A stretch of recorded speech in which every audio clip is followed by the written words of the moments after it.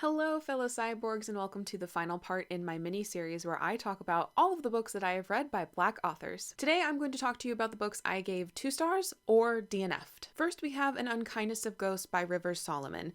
This is a sci-fi book that posits a generational ship that is traveling to a promised land, and the social organization of this ship mirrors that of the antebellum South. It's segregated, there's slavery, it's pretty awful. This is the main reason why I gave this 2 out of 5 stars, is the just dread and yuckiness in my body emotionally while I was reading this was just too much for me personally to handle. I also remember not particularly connecting with any of the characters and being a little iffy about the representation of mental illness. I also remember being disappointed with the world building and not really feeling the depth of it. Mostly though, this is kind of a dystopian sci-fi book, and me and dystopians very rarely go well together. Next, we have Go Tell It on the Mountain by James Baldwin. I thought that this was going to be a coming-of-age story, but in fact, it ended up more being concerned with the hypocrisy of Christianity. Religion's not my favorite thing to read about books at the best of times, and the fact that this was talking about all just negative things about it just made it even more kind of dreary for me. I also remember the point of view shifts being kind of abrupt and jarring, and there being some sections where it was devoted to a sermon and it just being a little disorienting for me. So I do think that I went into reading this book with the false first impression, which never bodes well for me in a reading experience, but I also just don't think that this is going to be one of the Baldwins that I truly enjoy. And then we have Difficult Women by Roxane Gay, which is a collection of short stories and the only thing I've read by Gay so far. There is a lot of rape in this collection, and I still have vivid scenes of that in my brain that I just kind of can't get rid of. I remember the stories feeling kind of samey. They dealt with the same sorts of topics, and those were topics that I didn't particularly enjoy. Reading this collection made me very hesitant to read anything else by Roxane Gay, because she seems to just be a really confrontational sort of author dealing with severe abuse in her books, which I, for the most part, just can't stomach. Next, we have Jazz by Toni Morrison, which I picked up specifically because this is the second book in a loose trilogy that follows Beloved. This takes place in the 1920s in, I believe, New York City. No, it actually is just called The City in capitals, but it's never specifically referred to as New York City, which I found perplexing. This is about a married couple, the husband of whom is having an extramarital affair with a young woman. I think she's 18, and he murders her at the very beginning of this novel and is not punished for it. And then the rest of the novel, we kind of work our way back through different characters, and we kind of culminate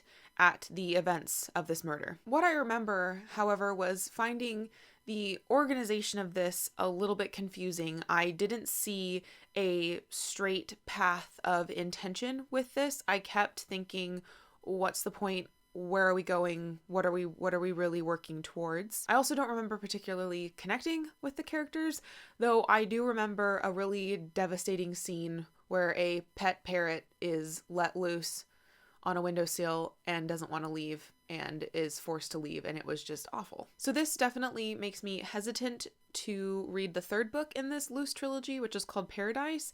I don't know very much about it, but I never hear people talk about Paradise, so I'm wondering if I should pursue some of Toni Morrison's more popular works before I read that one. And then we have Americanah by Chimamanda Ngozi Adichie. Very controversial opinion, I think. This is a very beloved book on BookTube. This is the story of Efemelu and Obinze and their relationship. This spans not only America, but also Africa. So part of this book is exploring the difference between being an African American and being African. And that's what I really wanted to learn about. I wanted this fiction book to explore the difference about being Black in America and just being Black, or being Black elsewhere, or being Black in Africa. There wasn't enough of that in this for me.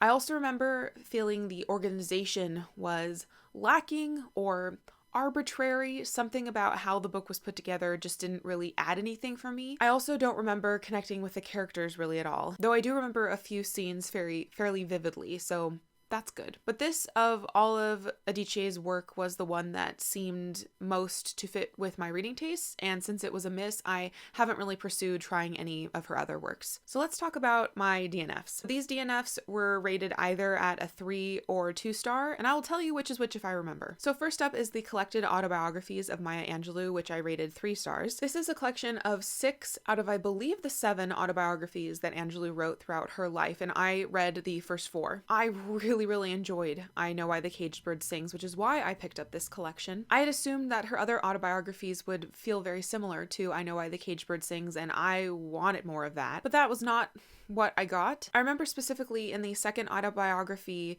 it feeling like every 3 chapters she had a drastic new change in her life circumstances, and each of those changes coming so quickly that they couldn't be fully explored. The love of literature and books that came through in I Know Why the Caged Bird Sings was also not present in this second book. This second book was also I don't want to say it was more graphic, but it was grittier than I Know Why the Caged Bird Sings. She's not a child in this one. She's a young person in this one, a new mother, and it was just a lot darker than the first one. For the third and fourth, I remember those even less well, but what I remember of them is that they too, like the second book, didn't really dwell on different points of her life. It felt more like she had to get through more information, more changes in her life, that she had to kind of rush through it. I also remember feeling like there was an awful lot of name dropping going on. It's justified if she actually met those people and conversed with them, but for me, I don't know,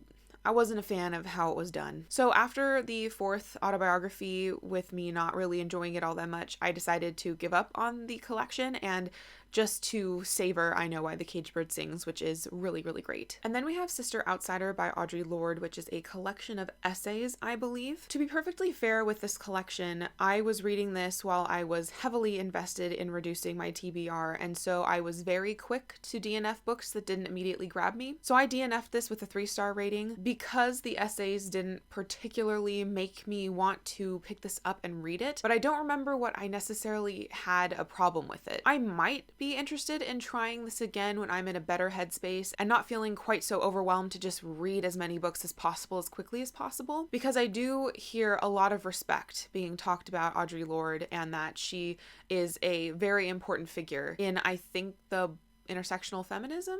See, I need to educate myself like most people, and I might need to try this again in the future. And then we have Ordinary Light by Tracy K Smith, which is her memoir. And I remember picking this up because I love Life on Mars. It's one of my favorite poetry collections of all time, and I was really excited at the prospect of getting a chunky thing by Tracy K Smith. I was also really excited that it was a memoir too, because memoirs can be incredibly readable and digest topics and issues in a more colloquial way. And I was especially interested in hearing what it was like to grow up Black in America. However, the writing style was a bit dense and hard to get through, and I didn't enjoy it all that much, which was really shocking for me. And I remember this being a lot more about her religious journey and her thoughts on religion than it was on her thoughts about being Black. Like I said before, I don't like really reading about religion at the best of times, and considering that this was a lot about religion and also with a writing style that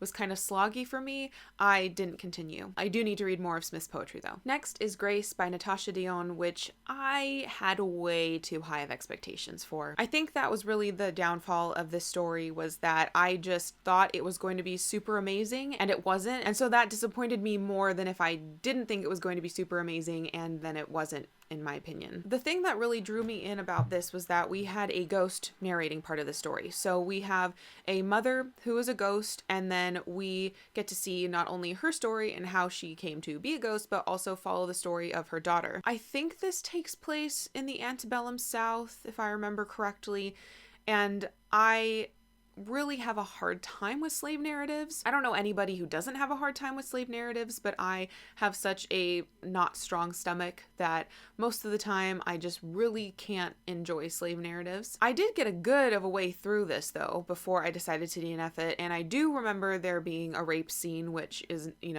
never my favorite. And I think for the most part, I was just not particularly enthralled with the writing style or the characters, And because it was a slave narrative, I anticipated just more pain and suffering to come with very little reward for me as the reader. So I decided to DNF this at a 2-star rating. And finally, I want to talk about Triton by Samuel R Delaney. I wanted to read this because of Among Others by Jo Walton, which is a book in which a young girl is reading a lot of books because she has a physical disability and doesn't have to do PE, so she gets to spend the time in the library. And in essence, it's kind of like a book of book reviews with a plot around it. And I remember her talking about Triton as exploring gender and sexuality, which are definitely a couple of my buzzwords. However, I didn't particularly like the writing style. I remember finding it really disorienting and also a bit like grungy 1980s space, which is not my favorite kind of science fiction. The characters I was not connecting with, nor was I really that interested in the world, and it was a bit of a slog to read. So after a good chunk, I think I DNF'd this at like 80 pages. I just decided that I didn't care anymore. I would be interested in reading something else by Delaney, and I'm not sure if Triton was a bad place to start.